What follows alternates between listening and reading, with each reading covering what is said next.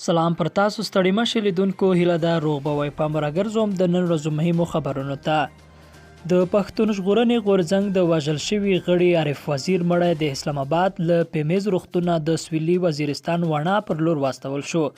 د غورځنګ مشرانو علي وزیر او محسن داوړ هم د ویډیو کې لیدل کېږي چې له روغتونونه د عارف وزیر مړی ترلاسه کوي.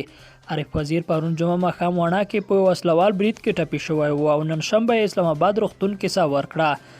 د بخښنې نړیوال سازمان پر نوموړي د برید د پلټلو غوښتنه کړې ده. همدارنګه پخواني ولسمشر حامد کرزي د پښتون ژغورنې غورځنګ د مخکښ غړي علي وزیر د تره زوی سردار عارف وزیر پر مړینه د خواشینۍ څرګندولو ترڅنګ د کورنۍ او غورځنګ غړو ته خپل د ډډګرنې مراتب وړاندې کړي دي. د یادولو ده چې د عارف وزیر مړینه په داخل او خارج کې غبرګونونه راوپارول. اوس راځو د نورو خبرونو پر لور.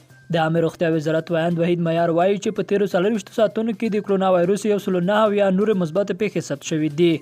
دی وایي یوازې 15 مثبت پیښې په کابل کې دي. په دې سره په ټول هیواد کې د مثبتو پیښو شمیر 2496 ته رسیدلی دی.